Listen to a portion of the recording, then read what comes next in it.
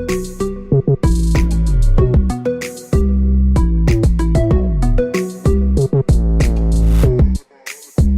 McAdam now tells us that the government intends to utilize the funds from multilateral agencies in a structured manner. This includes any monies that may be accessed from the Islamic Development Bank, which has provided Guyana with its largest ever resource envelope. Finance Minister Winston Jordan explains what this means.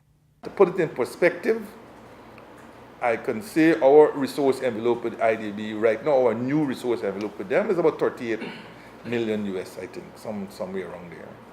Our resource envelope with the World Bank is 90 million US. Our resource envelope with the Caribbean Development Bank, I believe, is somewhere in the region of 110 million, somewhere around there. Most of which will be used to blend with the UK SIF resources to do the first phase of the Linden-Lethem Road. Finance Minister Winston Jordan, at his first 2018 media briefing, added that even with the resource envelope of $20 million provided by the OPEC Fund for International Development added to the aforementioned, it's not enough to build even the new Demerara Harbour Bridge. The minister said that Guyana's needs far exceed what many multilateral agencies can offer presently. Well, we are thankful for the assistance we are getting from multilateral banks and so on.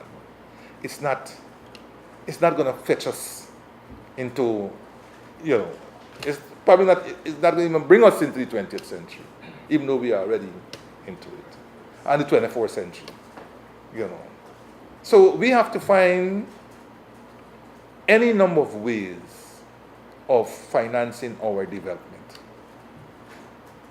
Any number of ways. One way to guide this process is a new framework document prepared with assistance from the Caribbean Development Bank and other donors for public-private partnerships. This document will be laid before the National Assembly on April 26. According to the Finance Minister, the prior experience with these arrangements have not been positive for the government.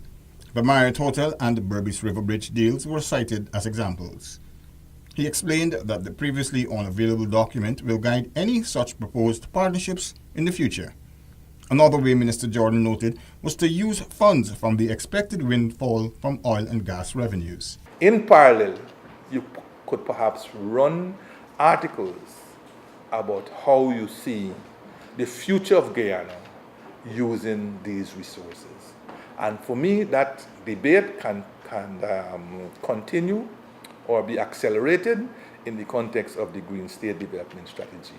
Because the coalition government's blueprint is going to be the Green State Development Strategy, trying to make Guyana green, trying to put in place resilient infrastructure, trying to bridge the gaps, the huge divides between the coast and the hinterland, trying to create additional towns and new spaces for a growing population, and so on. So that is what, and that will require money.